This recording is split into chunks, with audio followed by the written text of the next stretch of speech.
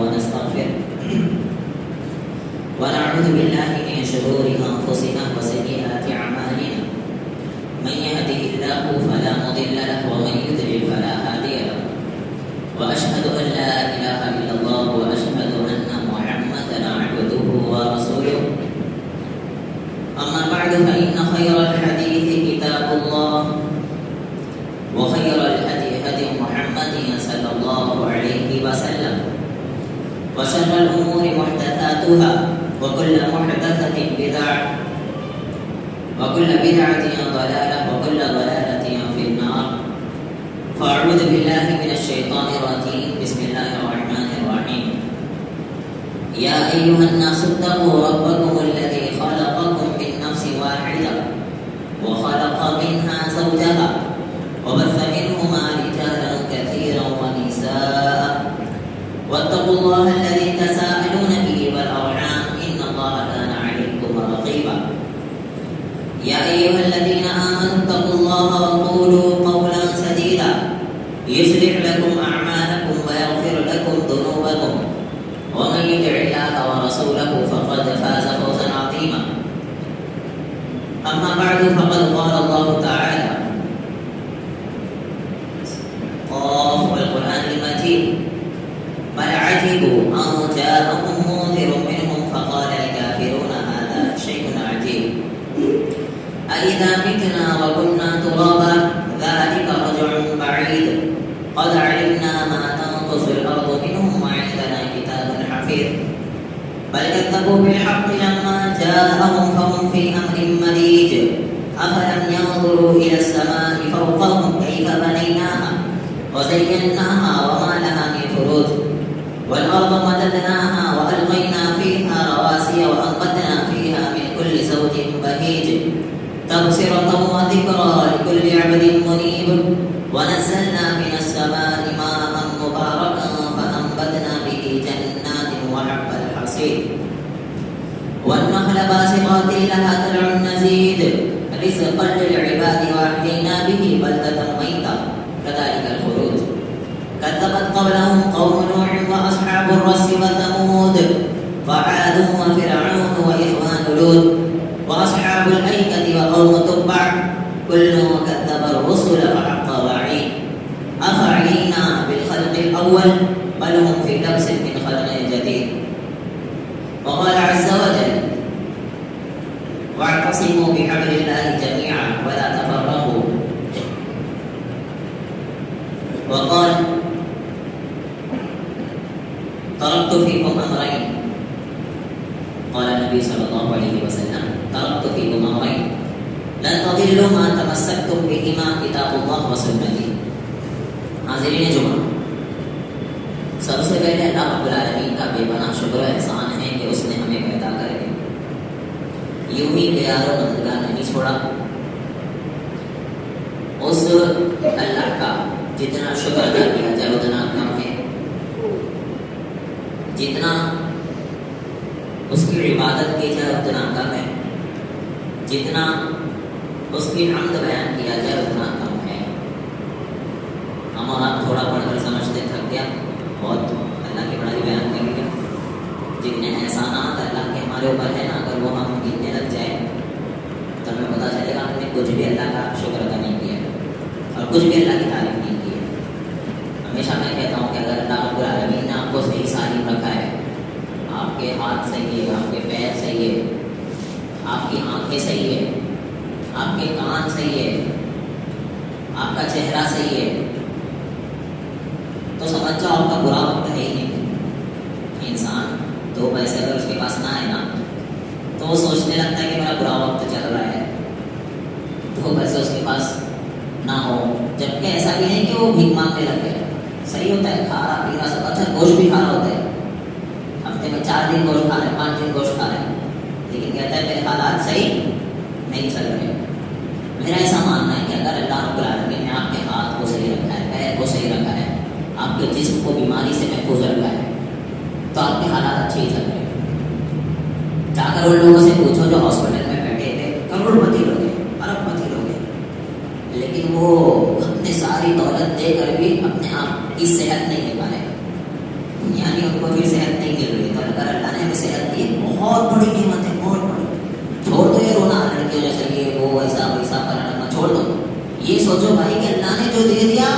ہاتھ پیر صحیح سلامت ہے, صحت ہے, بس میرا ٹائم بہت اچھا چل رہا ہے. تو اب کبھی زبان پر یہ مت آنا کہ میرا وقت برا چل رہا ہے یا میرے حالات صحیح نہیں چل رہے. بہت صحیح حالات ہے, اللہ جیسے بھی رکھے الحمدللہ. زبان پر یہ آنا چاہیے الحمدللہ, اللہ تیرا شکر ہے. تو اللہ رب العالمین کا جتنا شکر ادا کیا جائے اتنا کرنا ہے. درود و سلام ہو تمام انبیاء کرام پر, خصوصاً ہمارے آخری پیغمبر جناب محمد رسول اللہ صلی اللہ علیہ وسلم پر. اللهم صل على محمد وعلى آل محمد كما صليت على إبراهيم وعلى آل إبراهيم إنك حميد مجيد. اللهم بارك على محمد وعلى آل محمد كما باركت على إبراهيم وعلى آل إبراهيم إنك حميد مجيد. حاضرین جمعہ, اللہ رب العالمین نے جب ہمیں دنیا میں بھیجا ہے تو ایک اہم مقصد ہے, میں ہمیشہ کہتا ہوں, وہ یہ کہ اللہ کی عبادت کرنا ہے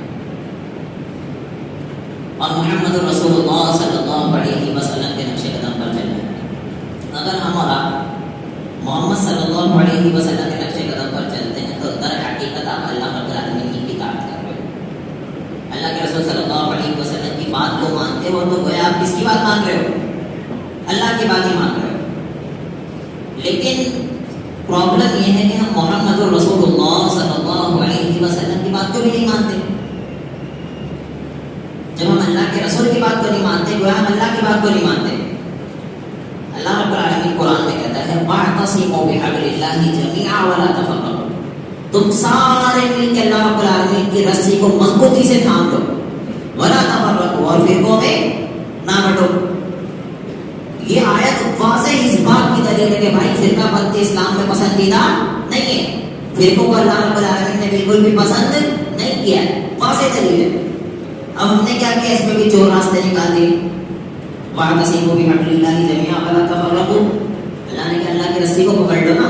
مثال کے طور پہ ایک رسی ہے, آپ نے اس رسی کو پکڑا ہوا ہے, اب کیا چل رہا ہے پتہ ہے, وہ رسی میں روحا بھی نکلا ہوا ہوتا ہے.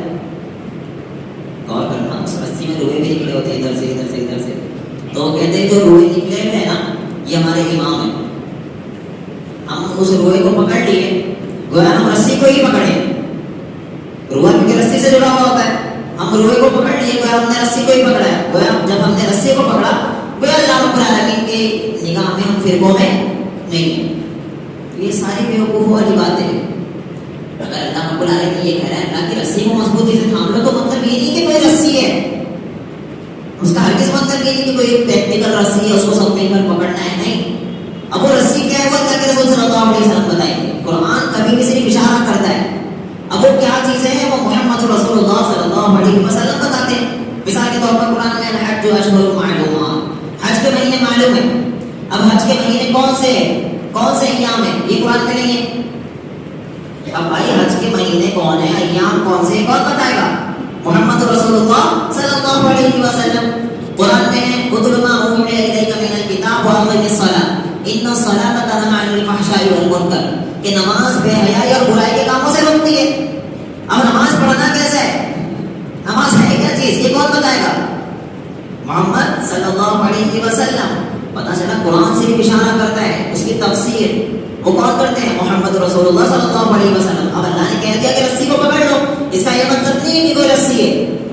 ابھی اللہ کے رسول سے پوچھو کیا ہے, وہ اللہ کے رسول بتا رہے ہیں ترکت فیکم امرین, میں تمہارے درمیان دو چیزوں کو چھوڑ کر جا رہا ہوں.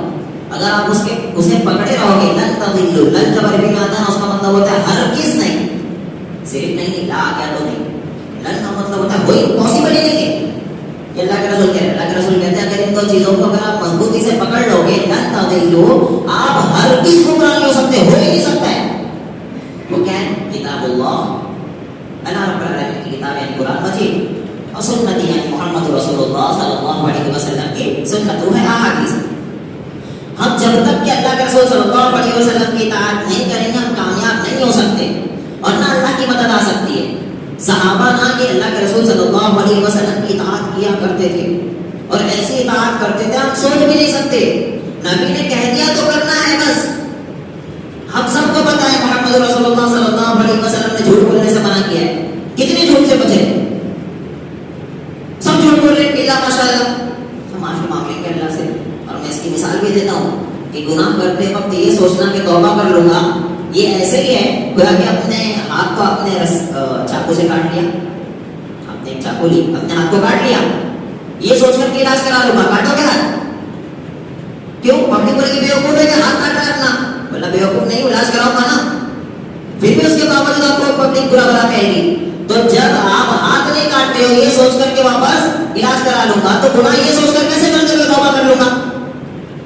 آپ کو کیا پتا آپ کو توبہ کا موقع ملے بھی یا نہ ملے. تو کبھی بھی جھوٹ بولنے سے پہلے, کسی کی غیبت کرنے سے پہلے مت سوچا کرو یہ چھوٹے گناہ. اللہ کے رسول صلی اللہ علیہ وسلم نے منع کر دیا, کر دیا, ہمیں بس اللہ کے رسول کی اطاعت کرنا ہے. اللہ رب العالمین نے کیا کہا, قل ان کنتم تحبون اللہ, اے نبی آپ اسے کہہ دو ان کنتم تحبون اللہ, اگر یہ چاہتے ہیں کہ اللہ ان سے محبت کرے, اگر یہ اللہ سے محبت کے دعوے میں پکے ہیں, فاتبعونی, تو اتباع کس کی کرنا ہوگا؟ محمد رسول اللہ صلی اللہ علیہ وسلم کی. یحببکم اللہ, تو اللہ بھی آپ سے محبت کرے گا. لیکن اتباع اللہ کے رسول کی ہے بھائی. اور اتباع میں ہمیشہ کہتا ہوں, ہمیشہ صرف اور صرف رفع الیدین کی اتباع نہیں ہوتی.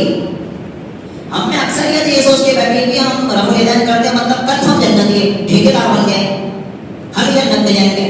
اللہ ہم سے پوچھے بنا کسی اور کو داخل نہیں کرے گا جنت میں. ہم ٹھیکیدار بن چکے بھائی. کس نے کہہ دیا آپ جنت میں چلے جاؤ گے؟ کس نے کہہ دیا آپ کی نمازیں ہو بھی رہی ہے یا نہیں ہو رہی ہے؟ کس نے کہہ دیا کہ 100% آپ کی نمازیں قبول ہو رہی ہے؟ اس کا مطلب ہم صرف کھوکھلے ہیں, بڑی بڑی باتیں کرتے ہو, اللہ کے رسول کوئی اطاعت نہیں کرتے, سب جھوٹے. اگر آپ اللہ کے رسول کی اطاعت کرتے ہو تو میں کہتا ہوں صرف رفع الیدین میں زندگی دیکھو اپنی کہ کہاں تک ہم اللہ کے رسول کی اطاعت کر رہے ہیں. کوئی اگر نان مسلم بھائی ہے اس کے ساتھ کیسے پیش آنا ہے ہمیں پتہ ہے نہیں پتا. رسول اللہ صلی اللہ علیہ وسلم, ایک شخص سمامہ رضی اللہ عنہ, پہلے وہ ایمان نہیں لائے تھے, اور بہت بڑے اسلام کے دشمن تھے, وہ بہت بڑے اسلام کے دشمن. تو اللہ کے رسول صلی اللہ علیہ وسلم جب وہ پکڑے گئے نا تو انہیں لا کر مسجد نبوی میں انہوں نے باندھ دیا ایک پلر سے انہیں باندھ کے رکھ دیا. اور اللہ کے رسول صلی اللہ علیہ وسلم نے کیا کہا, ابھی نے باندھ کے رکھے گا, اور بار بار آ کے اللہ کے رسول صلی اللہ علیہ وسلم ان کی خیریت دیتے رہتے تھے. وہ کہتے تھے ہاں میں گنہگار ہوں, اگر آپ مجھے معاف کر دو تو بہت بڑا احسان ہے, اور سزا دیتے تو بھائی ہوں گنہگار, سزا تو بنتی ہے میری. 3 دنوں تک رسول اللہ صلی اللہ علیہ وسلم نے ایسے ہی ان سے پوچھتے رہے, اور اس کے بعد اللہ کے رسول نے انہیں چھوڑ دیا. اتنے بڑے دشمن کو بولے جاؤ. وہ دشمن اٹھتا ہے, جاتا ہے باہر, جا کے وضو کر کے طہارت حاصل کر کے واپس آتے اور کہتے ہیں اللہ کے رسول مجھے کلمہ پڑھاؤ اور مسلمان ہوں. یہ تھے ہمارے نبی. اطاعت صرف رفع الیدین نہیں, ہر معاملات میں. اگر نان مسلم بھائی آپ مسجد میں آ جائے تو آپ مار کے بتا دیں گے. ہم بولیں گے بھائی تو مسجد میں آ رہا ہے, پتہ نہیں کس نیت سے آ رہا ہے. اچھا اس کی نیت کے بارے میں بھی ہم سوچنے لگتے ہیں. جب تک کہ کسی کے بارے میں ڈکلیئر نہ ہو حکومت لگاؤ. اللہ رب العالمین نے صحابہ کو یہی تو تعلیم دی ہے بذریعہ محمد رسول اللہ صلی اللہ علیہ وسلم کی, کسی کی نیت کے بارے میں آپ نہیں جانتے ہو. اس کی مثال, صحابہ جنگ لڑ رہے ہیں, ایک سامنے کافر ہے, تلوار اٹھاتے گردن تک لاتے, کلمہ پڑھ دیتا ہے لا الہ الا اللہ محمد رسول اللہ, کلمہ پڑھ دیا, صحابی قتل کر دیتے. معاملہ اللہ کے رسول صلی اللہ علیہ وسلم کے پاس آتا ہے. اللہ کے رسول صلی اللہ علیہ وسلم کہتے ہیں دل چیر کے دیکھا آپ نے دل چیر کے دیکھا تھا, جبکہ ظاہری طور پر تو ڈر کے ایمان لایا تھا, اسے پتا تھا اپنے مرنے والا ہو, اس وجہ سے اس نے کلمہ پڑھا تھا. اس کے باوجود رسول اللہ صلی اللہ علیہ وسلم کہہ رہے ہیں آپ نے دل چیر کے نہیں دیکھا. یہ اس بات کی علامت ہے کہ کسی کی بھی نیت کے اوپر حکومت لگایا کرو بیٹھے بیٹھے. اس کی نیت بہت بری ہے, تجھے کیسے پتا چلا؟ اس کی نیت میں کھوٹ ہے, تجھے کیسے پتا چلا؟ اگر کوئی نان مسلم مسجد میں آ رہا ہے بھائی تو آنے دو. اسلام نے نہیں روکا اس سے, ہمیں علم بھی نہیں ہے, نالج ہی نہیں ہے, مار کے بھگا دیتے. کوئی تو باہر سے باہر بھگا دیتے ہیں. یہی آتا ہے کہ صرف مسجد میں وہ بیچارہ آرام کرنا ہے. ہم یہ یاد رکھو محمد رسول اللہ صلی اللہ علیہ وسلم صرف مسلمانوں کے نبی نہیں ہے, یہ یاد رکھو رحمت للعالمین, تمام عالمین کے لیے رحمت ہے. ہم ٹھیکیدار بنے تو صرف ہمارے لیے رحمت ہے بھائی, تمہارے لیے حرکتیں تمہاری ایسی نا رحمت بنے گی بھی نہیں, نعوذ باللہ. واللہ کہہ رہا ہوں کہ رسول اللہ صلی اللہ علیہ وسلم رحمت کب ہوں گے جب اللہ کے رسول کی اطاعت کرو گے, نقش قدم پر چلو گے. لیکن ہماری حرکتیں ایسی ہے کہ ہمارے لیے رسول اللہ صلی اللہ علیہ وسلم رحمت نہیں بن سکتے کیونکہ ان کی اطاعت نہیں کر رہے ہم. تو یاد رکھو قرآن صرف مسلمانوں کا قرآن نہیں ہے, قرآن ساری انسانیت کے لیے ہوتا ہے. محمد صلی اللہ علیہ وسلم صرف مسلمانوں کے نبی نہیں ہے, سارے عالمین کے لیے آئے تھے اللہ کے رسول صلی اللہ علیہ وسلم. تو اپنے اخلاق اچھے رکھو, اطاعت کرو اللہ کے رسول صلی اللہ علیہ وسلم کی. نان مسلم تو بہت دور کی بات ہو گئی، ہمارے یہاں تو کوئی دیوبندی بریلوی آ جاؤ اسے بھگا دیں گے مار کے، اسے بھی مار کے بھگا دیں گے، ہمارا بس نہیں چل رہا ہے نا، بہت ٹھیک ہے بہت دن میں ہمیں اسے مار کے بھگا دیں گے. اور جب کہ صحابہ کا معاملہ رہتا تھا، رسول اللہ صلی اللہ علیہ وسلم جانتے تھے کہ اس میں منافقین کون ہے، اس کے باوجود نہیں بھگائے. منافق زیادہ خطرناک ہے یا بریلوی دیوبندی خطرناک ہے؟ منافقین کے تعلق سے قرآن میں آیا ان المنافقین فی الدرک الاسفل من النار، منافقین جو ہے وہ جہنم کے سب سے نچلے درجے میں ہوں گے. جہنم کی کیٹیگری سے سب سے نچلے درجے میں جو ہوں گے وہ کون ہے؟ منافقین ہیں. ہم نے تو انہیں تو منافق سے بھی بدتر کر دیا، ہمارے کے بتا دیں گے ہمارا بس نہیں چل رہا، وہی تو کہہ رہا ہوں. تو یاد رکھو بھائی، اللہ کے رسول کی اطاعت کرو، زندگی پڑھو، جب آپ کو پتا چلے گا. رئیس المنافق کون تھا؟ عبداللہ بن ابی، رئیس المنافق، منافقوں کا سردار تھا. محمد صلی اللہ علیہ وسلم کی سب سے پیاری بیوی امی عائشہ رضی اللہ عنہا، جب تک حضرت خدیجہ رضی اللہ عنہا تھی جب تک وہ تھی، لیکن حضرت خدیجہ رضی اللہ عنہا کے بعد اللہ کے رسول صلی اللہ علیہ وسلم کو سب سے زیادہ محبت تھی تو امی عائشہ سے تھی رضی اللہ عنہا، سب کی مائیں وہ. امی عائشہ رضی اللہ عنہا پر تہمت لگایا تھا، الزام لگایا تھا، وہ بھی چھوٹا موٹا نہیں، زنا کا الزام لگایا تھا. اللہ اکبر، غور کرنا سارے. اچھا ہمارا پرابلم یہ بھی ہے کہ جمعہ میں بھی شیطان آگے رہتا ہے، تو بیٹھ کر اس بھی جھٹکے مارتے سو رہے. حد ہو گئی. ہفتے میں ایک ہی دن ہوتا ہے جس میں ہمیں اللہ اور اس کے رسول کی بات سننے کو ملتی ہے، اس میں بھی ہم بیٹھ کیا کرتے ہیں؟ سوتے ہیں. تو یاد رکھو بھائی، شیطان کو اتنا حاوی ہونے مت دو.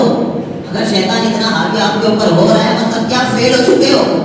لا پڑھ اچھا اللہ کے گھر میں مسجد نہ کے بھی سنا رہا ہے، اتنا خطرناک ہو گیا. اور پھر ہم سارا بلیم ڈھکے دیتے شیطان کے اوپر. بھائی شیطان خطرناک نہیں ہوا، ہم ہی شیطان ہو گئے ہیں، ہماری حرکتیں ایسی ہو گئی ہیں.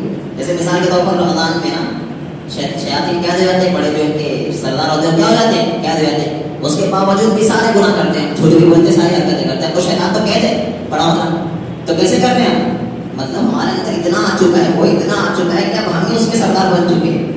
بھائی مساجد میں آؤ تو یہ آج میں لے کر آؤ کہ ہم بیان سنیں گے، پورا کچھ سیکھ کر جائیں گے. اچھا روایت ہی چل رہا ہے نا، بیٹھو جذبات میں سنو سنو سنو، نکلو باہر سب کچھ ختم. کیا ہوا تھا؟ میں نے بہت خطرناک بیان تھا. اچھا ماشاء اللہ، کیا بولے تھے؟ کچھ تو بولے تو یاد نہیں آ رہا کیا بولے. وہ بھول جاتے سب. وہ یہاں تک ہے نا جب تک کہ بہت سمجھ میں آتا تھا. میرے بھائی ایسے مت کرو خطبے میں، جب آئے ہو تو کچھ سیکھ کر جاؤ یہاں سے. یہ عزم کرو کہ اخلاق اچھے کریں گے، یہ عزم کرو کہ ہندوؤں کے ساتھ ہمارے رویے اچھے ہوں گے، یہ عزم کرو کہ نان مسلموں کے ساتھ نہیں بلکہ مسلمانوں کے ساتھ بھی اچھے اخلاق ہوں گے. تو میں واقعہ بتا رہا تھا، الزام لگایا امی عائشہ رضی اللہ عنہا کے اوپر. یہ چھوٹی بات نہیں تھی، یہ اتنی بڑی بات تھی، غیرت کی بات تھی. ہمارا فوٹو قتل کرنے کے لیے نکلتے ہیں، اور میرا خیال ہے غیرت آنا بھی چاہیے، ہم نکلیں گے قتل کرنے والے. جو غیرت کا مسئلہ ہے، میری بیوی کے اوپر الزام لگا رہا ہوں، میں جانتا ہوں وہ بیوی ایسی نہیں ہے. تو اس کے باوجود محمد رسول اللہ صلی اللہ علیہ وسلم صبر کر رہے ہیں. ابھی اس کے اصل مقصد بتاؤں گے، پورا لمبا واقعہ ہے. جب امی عائشہ کے اوپر الزام لگا تو صحابہ بھی ان باتوں میں آ گئے تھے، کیونکہ صحابہ بھی انسان تھے، کوئی فرشتے تو تھے نہیں. جب بہت سارے لوگ مل مل کر پریشر ڈالتے ہیں اور وہی بات ڈیلی چلتی ہے تو انسان بسا ہوگا جھوٹ اس کے کانوں میں اتنا آ جاتا ہے کہ وہ صحیح ماننے لگتا ہے، اور وہی معاملہ ہو گیا تھا. اللہ رب العالمین نے آسمان سے آیتیں اتاری امی عائشہ رضی اللہ عنہا کی پاک دامنی کے اوپر. ان الذین جاءوا بالافک، پوری کی پوری اللہ رب العالمین نے سورت کے اندر یہ آیتیں نازل کر دی کہ امی عائشہ رضی اللہ عنہا پاک ہے. سبحانک ھذا بہتان عظیم. حضرت عمر مالک تھے، حضرت عمر کہتے تھے یہ تو بہت بڑا بہتان ہے، وہ تو سنتے ہی کہہ دیے تھے، ہو ہی نہیں سکتا ایسا. تو اس کے باوجود جس نے الزام لگانے میں سب سے ٹاپ پہ تھا نا عبداللہ بن ابی، رئیس المنافق، جب وہ مرا محمد صلی اللہ علیہ وسلم اپنا قمیص نکال کر دے رہے ہیں اسے کفن کے لیے. میں اخلاق بتانا چاہ رہا ہوں، جو ان کی سب سے پیاری بیوی کے اوپر الزام لگایا تھا نا، اس کے مرنے کے بعد اللہ کے رسول اپنا قمیص مبارک نکال کر کفن کے لیے دے رہے ہیں. اخلاق دیکھو آپ. ہم تو سوچ بھی نہیں سکتے، ہم تو اس کی نسلوں تک کی دشمنی کر لیں گے، نسلوں تک دشمنی چلے گی. اور اگر کوئی صحیح کرنے آئے گا کہ نا تو آیا ہمیں سمجھانے کے لیے، اس نے کیا کیا ہمارے ساتھ جانتا ہے، تو ہم تو ایسی باتیں کریں گے. اس کا مطلب یہ ہے کہ ہم اللہ کے رسول کی اطاعت نہیں کرتے بھائی، صرف جھوٹے. اگر اللہ کے رسول کی اطاعت کرتے تو یہ بات کیا دیکھو. اور آگے تو سنو، اللہ کے رسول صلی اللہ علیہ وسلم اپنا جو آگے تھے لگا رہے ہیں، تو ہو سکتا ہے نا مغفرت کر دیں، جب کہ جانتے تھے کہ منافق ہے. اور آگے سنو، اس کی جنازے کی نماز کے لیے کھڑے ہو گئے جب کہ جانتے تھے کہ کیا ہے، منافق ہے. اللہ رب العالمین نے فوراً کی دعائیں مغفرت کرو گے نا تب بھی میں معاف کرنے والا نہیں ہوں. اور ہم ان کے لیے معافی نہیں مانگ سکتے, ان کی مغفرت کی دعا نہیں کر سکتے. رسول اللہ صلی اللہ علیہ وسلم کے جملے سنو, اس کے بعد بھی اگر اللہ رب العالمین کہتا کہ 70 بار اگر آپ مغفرت کرو گے تو میں معاف کر دوں گا, تو میں 70 بار مغفرت کرتا. اللہ اکبر, کتنی بڑی بات ہے بھائی, کتنی بڑی بات. یہ واقعات کیوں بتا رہا ہوں, یہ واقعات اپنی زندگی میں نافذ کرو. آپ کے ساتھ ہو سکتا ہے برا ہوا ہو سکتا ہے کسی نے آپ کے ساتھ برا کیا, لیکن اتنا برا نہیں کیا ہوگا جتنا اللہ کے رسول صلی اللہ علیہ وسلم کے ساتھ معاملات ہو رہے. اچھا ہو سکتا ہے یہ کہہ سکتے ہو اگر اللہ کے رسول کے ساتھ الگ سے مدد کی اللہ کی, یہ کہہ سکتے ہو, پھر بھی آئیڈیا تو وہی ہے ہمارے لیے. چلو آگے چل جاؤ. ابو بکر صدیق کی کون تھی امی عائشہ, بتا دو. بیٹی پہ الزام لگائے, اور الزام لگانے پہ وہ بھی شامل ہو گیا تھا جو ابو بکر صدیق رضی اللہ عنہ کی ماتحتی میں تھا, جس کی کفالت کیا کرتے تھے, یعنی اس کا سارا خرچہ اٹھایا کرتے تھے, وہ بھی شامل ہو گیا تھا. ابو بکر صدیق نے قسم کھا لی کہ بھائی اب سے میں اس کی کفالت نہیں کروں گا, اس ہٹاؤ. اللہ رب العالمین نے فوراً آیت نازل کر دی. اللہ کہتا ہے کہ ابو بکر تم نہیں چاہتے کہ اللہ بھی آپ کو معاف کرے. جب ابو بکر صدیق رضی اللہ عنہ کو پتا چلا, ابو بکر صدیق فوراً بھر کے اسے معاف کر دی. دیکھو یہ تھے اطاعت, فوراً معاف کر دی. اتنے بڑے مجرم کو معاف کر دیے. ہمارے ساتھ ایسا کوئی بھی واقعہ نہیں ہوا ہے بھائی, کوئی بھی واقعہ نہیں ہوا ہے. اب پتا ابو بکر صدیق کے ساتھ کیا مدد تھی. ابو بکر صدیق انسان نہیں تھا ہماری طرح. ابو بکر صدیق کی فیلنگ نہیں تھی رضی اللہ عنہ. اس کے باوجود مجھے پتا تھا کہ اللہ کہہ رہا ہے نا, نبی کا فرمان ہے نا, مانوں گا میں کچھ بھی ہو جائے. میری نفس ایک طرف ہے, نبی کا فرمان ایک طرف ہے. میں نفس کو لفٹ نہیں کراؤں گا جب نبی کا فرمان آ جائے. ہمیں پتا ہے کہ نبی کا فرمان ہے, اس کے باوجود بھی نفس کے اوپر پڑے گے. ہمیں پتا ہے کہ اللہ کے رسول صلی اللہ علیہ وسلم نے کیا بات چیت بند کرنے سے کیا کیا ہے, منع کیا ہے. اس کے باوجود بھی قطع تعلق کر کے بیٹھے ہوئے, اس کے باوجود بھی ایک دوسرے کا منہ نہیں دیکھ رہے, اس کے باوجود بھی ایک دوسرے سے بات چیت نہیں کر رہے ہیں. کیا اللہ کے رسول نے نہیں منع کیا ہے؟ پھر کتنا بولے کہ ممبر پہ کھڑے تو علماء بنا ہے کہ مسلم اللہ جل خوف مطلع یتقیان فیورد هذا ویورد هذا وخیرهما الذی یبدأ بالسلام. کیا کہتے ہیں اللہ کے رسول صلی اللہ علیہ وسلم, جب بھی کوئی شخص بات چیت بند کرتا ہے تو اس کے لیے جائز نہیں ہے کہ وہ اپنے بھائی کو 3 دن سے زیادہ بات چیت میں چھوڑ دے. اور آگے جملہ سنو, یتقیان, جب وہ ملاقات کرتے ہیں نا, یہ فطری چیز ہے. میری کوئی دشمنی ہوگی اسلام کو چرچا سے مثال کے طور پر, اللہ نہ کرے ہو گئی. اب جب میرا آمنا سامنا ہوگا تو میں دیکھ کیسا کروں گا, اور یہ مجھے دیکھ کے ایسی فطرت ہے انسان کی, ایک دوسرے کو دیکھ کے ادھر ادھر گھوم رہے ہیں. اور یہ اللہ کے رسول بھی کہے ہاں فطرت ایسا ہوتا ہے. لیکن آگے سنو, وخیرهما الذی یبدأ بالسلام. ہم دونوں کا نفس حاوی ہو چکا ہے ہمارے اوپر. وہ کہہ رہا ہے بات نہیں کرنا, اور ان کا بھی کہہ رہے کہ بات نہیں کرنا, لیکن اللہ کا رسول کہہ رہا سلام کرنا. جب میں اپنے نفس کی نہیں سن کے سلام کروں گا نا, یہ ہے کار. کتنے ایسے جو اپنے بھائیوں سے بات چیت بند کر کے بیٹھے ہوں گے, کتنے ایسے جو اپنے ماموں سے بات چیت بند کر کے بیٹھے ہوں گے, کتنے ایسے جو اپنے بھتیجوں سے بات چیت بند کر کے بیٹھے ہوں گے, کتنے ایسے جو اپنے بیٹوں سے بیٹا باپ سے بات چیت بند کر کے بیٹھا ہوگا, اور سوچا جنت تو چلے آؤں گا. ٹھیک ہے بھائی, جنت تو سب تو جملہ ہو جائے گا. ہماری بھی وراثت میں ملے گی جنت, تو ہمارے ہمیں نہیں کروا دے جنت میں. حدیث میں کہا تھا جمعرات کو اعمال اللہ کے پاس پہنچتے ہیں, اور ان شخص کے اعمال روک دیے جاتے ہیں جو بات چیت بند کر کے بیٹھے ہوئے. اعمال ہی پہنچتے, جب اعمال پہنچ ہی نہیں رہے تو کیا نماز سیکھنے کی, کیا گناہ کچھ بھی نہیں. گناہ تو پھر بھی مل رہا ہے, کیا حرام کام کر رہے ہو. میرے بھائی اللہ کے واسطے بات چیت بند کر کے بیٹھے, اپنے نفس کو سائڈ میں کرو. یہ ہے اطاعت. میں یہی سمجھانا چاہ رہا ہوں, ہم نے اطاعت کا مطلب صرف یہ سمجھا ہوا ہے کہ نماز میں رکو یہ کرو, نہیں. اطاعت کا مطلب یہ اپنی زندگی میں اللہ کے رسول صلی اللہ علیہ وسلم کی سیرت کو لے کر آؤ, اپنی زندگی میں اللہ کے رسول صلی اللہ علیہ وسلم کی زندگی کو لے آؤ, ہر معاملات میں نبی کو دیکھا ہوا ہے. اور یاد رکھنا, اگر آپ کو کوئی برا بنا کہہ رہا ہے, آپ کو کوئی گالیاں دے رہا ہے, تو یہ سارے معاملات میرے نبی کے ساتھ بھی ہوئے. اپنی ذات کے لیے لڑائی چھوڑ دو. یاد کرو اللہ کے رسول صلی اللہ علیہ وسلم نے چھوڑی ہے لڑائی, جھگڑا چھوڑا ہے. جب انہوں نے چھوڑا ہے تو میں بھی چھوڑوں گا, اور جب ہم نے نبی کو دیکھ کر چھوڑا نا تو ہمیں بدلہ بھی ویسے ملے گا, جنت الفردوس. امید بڑی رہے گی کہ نبی ہم نے صرف آپ کی سیرت کو دیکھ کر جھگڑا چھوڑا تھا. ہمیں پتا تھا کہ مجھے گالیاں دیتے ہیں, مجھے پتا تھا کہ میرے پیچھے کھڑے رہ کے مجھے گالیاں دیتا, اور میرے سامنے بہت شریف منافق کو والی حرکت تو ہمارے اندر آ چکی ہے. السلام علیکم, وعلیکم السلام, بہت بہتر, بہت اچھے سے بات کر رہے, پیچھے جا کے سب سے زیادہ برائیاں آپ کی کریں. یہ ہمارے اندر آ چکا ہے. اہل حدیث کہنے والے, اہل حدیث مطلب قرآن حدیث میں چلنے والے لوگ, اور خوب قیمتیں کر رہے ہیں. اچھا یہ مجھے پتا ہونے کے باوجود بھی اچھے سے ملنا ہی ہے خراب. یہ پتا ہونے کے باوجود کہ اللہ کے رسول صلی اللہ علیہ وسلم کی سیرت کو ذہن میں رکھنا یہ ہے اخلاق. تو یاد رکھو میرے بھائی, اللہ کے رسول صلی اللہ علیہ وسلم نے کیا کہا ہے کہ فرقوں میں مت بٹو. ایک روایت کے اندر ملتا ہے اللہ کے رسول کہتے ہیں سب سے پہلے کون سے تھے؟ موسیٰ علیہ السلام, قوم ہود, قوم یہودی لوگ بنی اسرائیل. تو جو یہود تھے نا وہ 71 فرقوں میں بڑھ گئے. 71 70 جائیں گے دوزخ میں, ایک جائے گا جنت میں. اور وہ جنت میں کون جائے گا؟ جو اس ٹائم کے نبی کو مانتا ہوگا. اس کے بعد ہے نصارہ. رسول اللہ صلی اللہ علیہ وسلم کہتے ہیں نصارہ جو ہے نا وہ 72 فرقوں میں بڑھ جائیں گے. 72 نبی کہتے ہیں کلہم فی النار, سارے کے سارے جہنم میں جائیں گے الا واحد, سوائے ایک کے, یعنی 71 جہنم میں جائیں گے, ایک صرف ہے جو جنت میں جائے گا, وہ وہی جو سب کے نبی کو ایمان رکھتا ہوگا. اس کے بعد فرمایا کہ میری امت جو ہوگی نا وہ 73 فرقوں میں بڑھے گی, ان سب سے بھی آگے بڑھ جائے گی.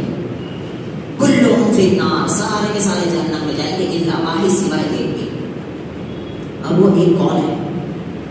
ایک کون ہے وہ سب جب جہنم میں جا رہے ہیں؟ وہ ایک کون ہے؟ اللہ کے رسول صلی اللہ علیہ وسلم سے پوچھا کہ من یا رسول اللہ, وہ کون ہے جو اب جنت میں جا رہے ہیں؟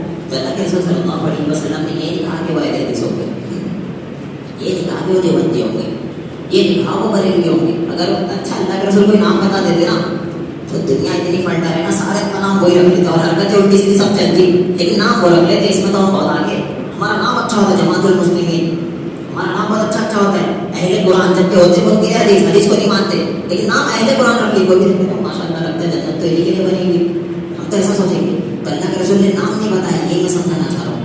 اللہ کے رسول نے صفات بتائی, ما انا علیہ و اصحابی, جو میرے اور میرے صحابہ کے طریقے پر ہوگا وہ جنت میں جائے. کیا ہم نبی کے طریقے پر ہیں؟ اپنے آپ سے پوچھو, کیا ہم نبی کے طریقے پر ہیں؟ نہیں ہے بھائی, نہیں. کیا ہم صحابہ کے طریقے پر ہیں؟ نہیں ہے. تو کیسے جنت میں جائیں گے؟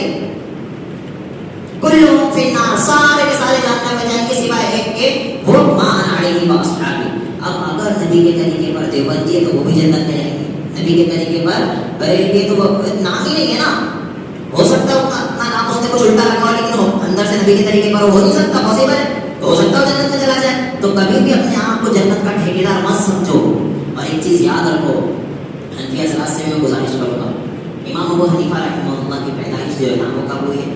میں آپ کو بتایا تھا 80 ہجری میں امام ابو حنیفہ رحمہ اللہ کی پیدائش ہوئی. اور سننا سن, اور رسول اللہ صلی اللہ علیہ وسلم کی وفات ہوئی ہے 11 ہجری میں.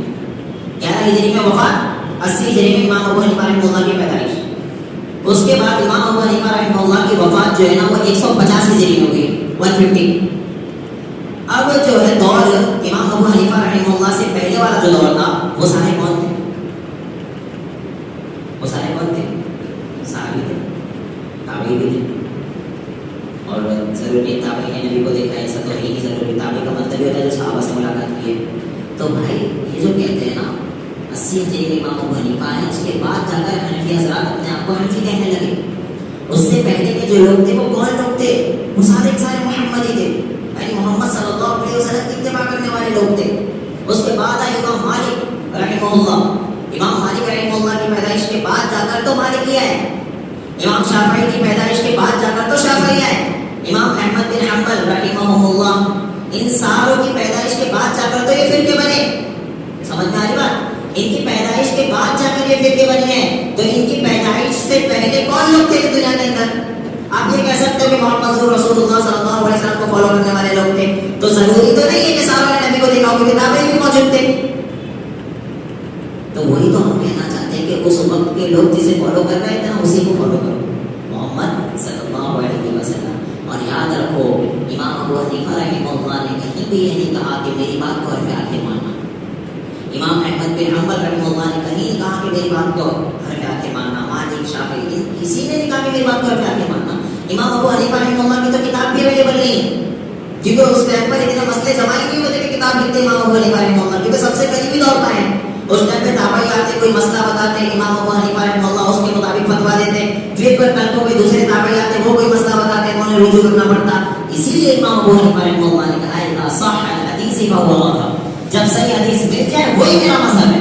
جب صحیح حدیث مل جائے, میرا فتوا محمد صلی اللہ علیہ وسلم کی حدیث سے ٹکرائے تو میرے فتوے کو دیوار پہ مارنا، میرے فتوے کو ہٹا دے. امام ابو حنیفہ رحمہ اللہ نہیں کہتے. یاد رکھو اصل حنفی تو وہ ہے جو امام ابو حنیفہ رحمہ اللہ کی بات آ جانے کے بعد اگر ان کے اگینسٹ میں محمد صلی اللہ علیہ وسلم کی بات ہے تو امام ابو حنیفہ کی بات کو چھوڑ دے. وہ ہے حنفی، یعنی میں اور آپ، ہم ہیں حنفی. اصل مالکی تو وہ ہے جو اللہ کے رسول صلی اللہ علیہ وسلم کی بات ایک طرف، امام مالک کی بات ایک طرف، دیوار پہ ہمارے امام مالک کی بات. اصل یہ ہے مالکی. تو مالکی، شافعی، حنبلی سب ہم ہیں، کیونکہ اگر ان کے مقابلے میں محمد صلی اللہ علیہ وسلم کی بات مل رہی ہے تو ہم ان کی بات کو ترجیح نہیں دیتے. اور یہ انہوں نے کہا ہے اور یہ انہیں بہت پسند ہوگا. جب کل قیامت کے دن ان سے ملیں گے نا، ہم کہیں گے آپ کے مقابلے میں نبی کی بات تھی، وہ کہیں گے بہت اچھا کیا آپ نے، کیونکہ ہمارے مقابلے میں کون تھے؟ نبی صلی اللہ علیہ وسلم. بہت سی مثالیں. امام ابو حنیفہ رحمہ اللہ کے نزدیک خون نکلنے سے کیا ہو جاتا ہے؟ وضو ٹوٹ جاتا ہے.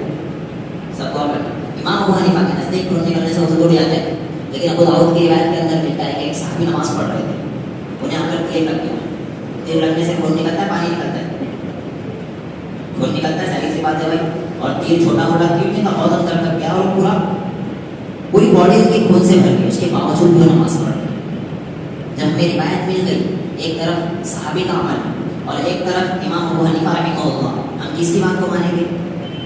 صحابی کی بات کو مانیں گے. تو ہم امام ابو حنیفہ کی بات کو اس معاملے میں چھوڑ دیے. اس لیے نہیں کہ امام ابو حنیفہ کو بہت کم ملتا، نہیں، امام ابو حنیفہ بہت بڑے فقیہ تھے. ہم تو ان کے پیر کی دھول کے برابر بھی نہیں ہیں، ہم ان کی مٹی کے برابر بھی نہیں ہو سکتے. بہت بڑے فقیہ تھے. لیکن جہاں پر بھی ان کے اگینسٹ میں محمد صلی اللہ علیہ وسلم کی بات آئے گی تو ہم ان کی بات کو چھوڑ دیں گے. یہی تو اصل دین ہے. ہم منہج ہی نہیں جانتے کیا چیز ہے اصل. یہ ایک مسئلہ نہیں ہے. اور بہت سے معاملات میں ہمارے حنفی بھائیوں نے چھوڑا بھی ہے. عقیقہ امام ابو حنیفہ کے نزدیک نہیں ہے. عقیقہ امام ابو حنیفہ کے نزدیک نہیں ہے. حنفی بھائی عقیقہ کرتے نہیں کرتے؟ کیوں کر رہے بھائی؟ جب امام ابو حنیفہ کے نزدیک تو نہیں، کیوں کر رہے؟ اچھا وہ اس میں تھوڑا سا مدت ہو سکتا ہے حدیث نہ پہنچی. تو یہی تو ہم سمجھانا چاہ رہے ہیں بھائی، یہ ایک مسئلہ نہیں ہے. ایسے بہت سے مسئلے ہو سکتا ہے ان تک حدیث نہ پہنچی ہو. آپ کو ایک مسئلہ تو نظر آ گیا کیونکہ اس کے اوپر امت جمع ہو چکی ہے. ایسے بہت سے مسئلے جو امام ابو حنیفہ رحمہ اللہ تک حدیث نہیں پہنچی ہوگی. امام شافعی کے نزدیک بیوی کو ہاتھ لگانے سے کیا ہو جائے گا؟ وضو ٹوٹ جائے گا. امام ابو حنیفہ کہتے ہیں نہیں ٹوٹے گا. اب اس میں راجح کون ہے؟ امام ابو حنیفہ رحمہ اللہ ہے. کیونکہ روایت کے اندر ملتا ہے کہ رسول اللہ صلی اللہ علیہ وسلم نماز پڑھ رہے ہیں، امی عائشہ سامنے لیٹی ہوئی پیر پھیلا کر. جب اللہ کے رسول صلی اللہ علیہ وسلم سجدے میں جاتے تو امی عائشہ کے پیر کو ہاتھ لگاتے، امی عائشہ پیر کھینچ رہی تھی، پھر اللہ کے رسول سجدہ کرتے، پھر سجدے سے اٹھتے تو امی عائشہ پھر پیر پھیلا دیتی. تو ہاتھ لگا رہے نا نماز میں. اگر بیوی کو ہاتھ لگانے سے وضو ٹوٹ جاتا تو اللہ کے رسول صلی اللہ علیہ وسلم نے ہاتھ لگایا تو کیا ہوتا؟ وضو ٹوٹ جاتا. تو امام ابو حنیفہ ہے صحیح، تو ہم امام ابو حنیفہ کو مانتے، امام شافعی غلط ہے. تو یہی تو سمجھانا چاہ رہا ہوں، ان تک جو حدیثیں آئی ہیں اس کے مطابق انہوں نے فتویٰ دیا ہے، وہ سارے غلط نہیں ہیں. وہ تو اللہ کے نزدیک قابل قبول ہے. انہوں نے کہہ دیا صحیح حدیث آئے تو ہماری مت ماننا. ہم بیوقوف ہے جو صحیح حدیث آنے کے بعد بھی ان کو فالو کر رہے ہیں. تو سمجھ میں آئی نا میری بات؟ اب مسئلہ ہے امام مالک، امام شافعی، امام احمد بن حنبل، یہ تینوں طرف الدین کے قائل ہیں. امام ابو حنیفہ واحد طرف الدین کے قائل نہیں ہے. اب حنفی بھائیوں سے آپ پوچھ لو کہ بھائی رفع الیدین کیوں نہیں کرتے؟ دیکھو مجھے یہ مدعے چھیڑنے کی عادت نہیں ہے، لیکن یہ چھوٹی سنتیں نہیں کہ یہ بہت بڑی سنت ہے. ہم چھوٹی چھوٹی سنت کو دیکھتے ہیں. مسواک جیب میں رکھے، بہت اچھی بات ہے. مسواک کرنا کیا ہے؟ سنت. اگر ہم نہیں کر رہے تو غلط کر رہے ہیں. ہمارے حنفی بھائی مسواک کی سنت کو برابر یاد رکھتے ہیں، جیب میں رکھے. لیکن مسواک کے مقابلے میں اتنی بڑی سنت نماز جو فرض ہے، اور اللہ کے رسول صلی اللہ علیہ وسلم نے کہا نماز ویسے پڑھنا جیسے میں پڑھتا ہوں، مجھے پڑھتے ہوئے دیکھو. ہم اس سنت کے معاملے میں نہیں، اختلافی مسئلہ ہے. نہیں بھائی اختلافی نہیں ہے، سمجھو تو. اب تینوں کے نزدیک رفع الیدین ہے، ایک کے نزدیک رفع الیدین نہیں ہے، تو کیسے ہو سکتا ہے کہ ایک اکیلا صحیح اور تینوں غلط ہے؟ اچھا یہ بھی کہہ لوں میں، اگر تین کے نزدیک کوئی بات ہے اور ایک کے نزدیک نہیں ہے تو یہ بھی ہو سکتا ہے کہ وہ اکیلا صحیح ہو، یہ بھی ہو سکتا ہے. لیکن اللہ کے رسول کی حدیث ہونا چاہیے ان کے پاس. رسول اللہ صلی اللہ علیہ وسلم سے ملتا ہے مالک بن حویرث رضی اللہ عنہ. بہت سے صحابہ سے ملتا ہے، لیکن مالک بن حویرث کا نام میں کیوں لے رہا ہوں پتہ ہے؟ یہ فتح مکہ کے بعد ایمان ہے. فتح مکہ کے بعد ایمان ہے. جب رسول اللہ صلی اللہ علیہ وسلم واپس مکہ چلے گئے نا، اس کے بعد جا کر ایمان ہے غزوہ تبوک کے موقع پر. یعنی اللہ کے رسول صلی اللہ علیہ وسلم کی وفات سے آلموسٹ ایک ڈیڑھ سال پہلے، 1.5-2 سال پہلے، میکسیمم 2 سال پہلے، 2 سال کی 1.5 سال پہلے ایمان ہے. ہمیں یہ بیوقوف بنایا جاتا ہے کہ رفع الیدین منسوخ ہو گیا. مکہ میں کیا کرتے تھے، مدینہ میں چھوڑ دیے. تو مالک بن حویرث ایمان ہی کب لا رہے ہیں؟ غزوہ تبوک کے موقع پر یعنی فتح مکہ کے بعد اللہ کے رسول صلی اللہ علیہ وسلم کی وفات سے 1.5 سال پہلے ایمان لے کر آئے ہیں قریب. اب ان سے پوچھتے ہیں اللہ کے رسول نماز کیسے پڑھتے تھے؟ اللہ کے رسول نے انہیں کو کہا تھا صلوا کما رأیتمونی اصلی، نماز ویسے ہی پڑھنا جیسے مجھے پڑھتے ہوئے دیکھیں. وہ خاص سیکھا کرتے تھے. کوئی نیا مسلم ہوتا نا تو نماز سیکھا کرتا تھا، دین کے مسئلے سیکھا کرتا تھا.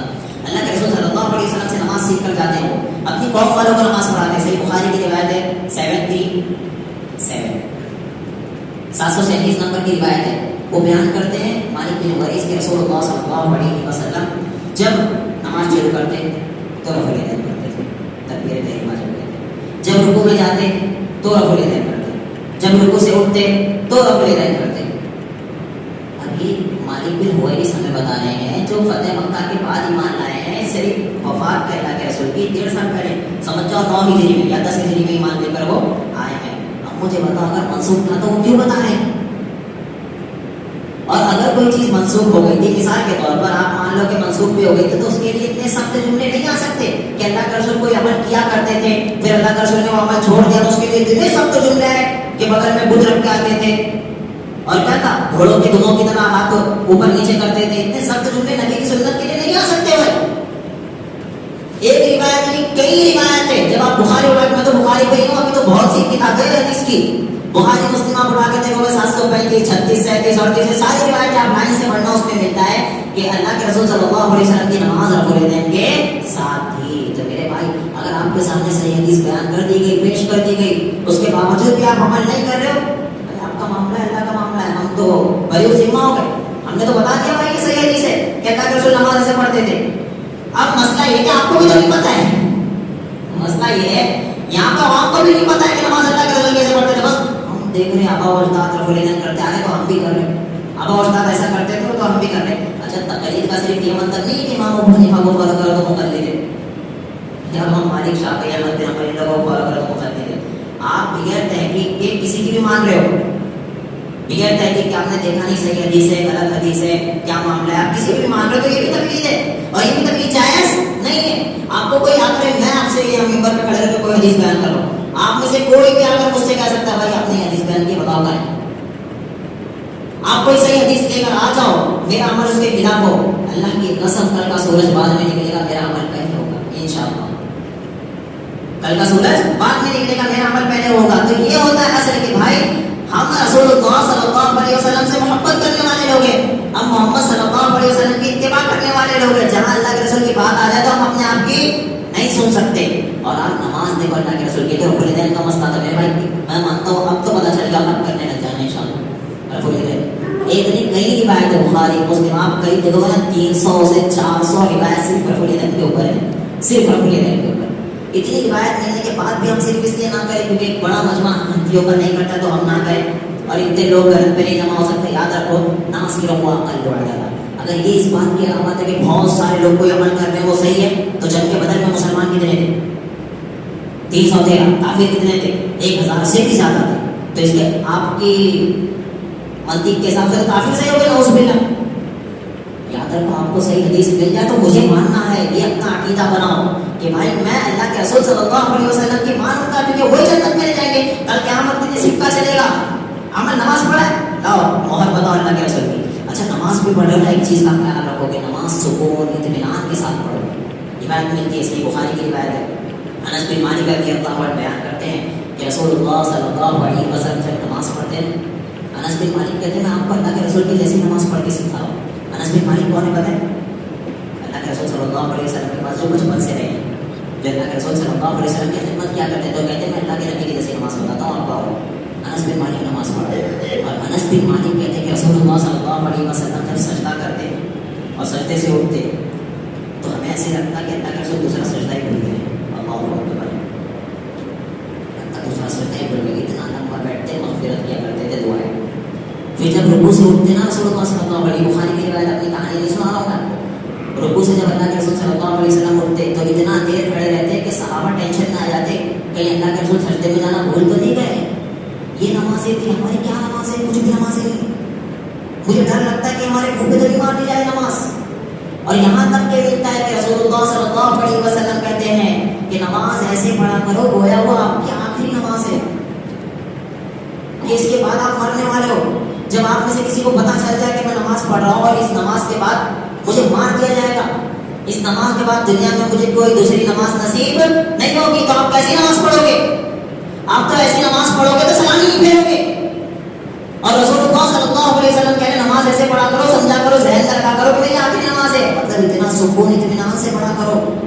یہ میں آپ کو اس لیے بتا رہا ہوں, ہماری نمازیں درست نہیں ہیں. قرآن کے صاف الفاظ ہے, اتلو ما اوحی الیک من الکتاب واقم الصلاۃ ان الصلاۃ تنہی عن الفحشاء والمنکر. نماز بے حیائی اور برائی کے کاموں سے روکتی ہے. میرا ایمان ہے قرآن غلط نہیں ہو سکتا. آپ کا ایمان ہے نہیں ہے, قرآن غلط ہے تو بول لو نہیں ہے, تو قرآن غلط نہیں ہو سکتا. اس کے باوجود ہماری نماز تو برائی سے روکتی نہیں ہے. اس کا مطلب یہ کہ ہماری نماز صحیح نہیں ہے, قرآن نہیں غلط ہو سکتا. میرا واضح عقیدہ ہے, یہ صاف عقیدہ ہے کہ قرآن بالکل بھی غلط نہیں ہو سکتا. اگر میری نماز مجھے بے حیائی اور برائی کے کاموں سے نہیں روک رہی ہے, وہ میری نماز صحیح ہے, میری نماز میں کمی ہے. صحابی نماز پڑھ رہے ہیں, رسول اللہ صلی اللہ علیہ وسلم کہتے ہیں نماز واپس پڑھو, پھر سے نماز پڑھتے, رسول اللہ صلی اللہ علیہ وسلم کہتے ہیں پھر سے نماز پڑھو. مجھے بتاؤ صحابی نماز پڑھ رہے تو ہمارے جیسے پڑھ رہے ہوں گے؟ وہ تو کتنا ڈرنے والے لوگ تھے اللہ سے, لیکن اللہ کے رسول نے کہا پھر سے پڑھو. اچھا جب اللہ کے رسول نے دوسری بار کہا ہوگا تو تب کیسے پڑھے ہوں گے؟ پھر تیسری بار اللہ کے رسول کے واپس پڑھو. اب سوچو اور کتنا ہائی لیول کا تقویٰ رکھ کے پڑھا ہوگا انہوں نے نماز. اس کے باوجود اللہ کے رسول صلی اللہ علیہ وسلم چوتھی مرتبہ کہتے ہیں واپس پڑھو. صحابی رسول کہتے ہیں اللہ کے رسول اب اس سے زیادہ اچھی نماز میں نہیں پڑھ سکتا ہوں. اللہ کے رسول کہتے ہیں کہ نماز کو اس کا پورا حق دو, رکوع کو حق دو, اس کا سجدے کو حق دو, اس کا قیام کو حق دو. اتنی روایت میں بیان کرنے میں خود برسی کے اوپر چلے گا. میں صرف اتنا کہنا چاہتا ہوں میرے بھائی کی نمازوں کو صحیح کرو. نماز صحیح رہے گی انشاءاللہ تو ساری معاملات صحیح ہوں گے. اللہ رب العالمین ہمیں صحیح کرنے کی توفیق عطا فرمائے.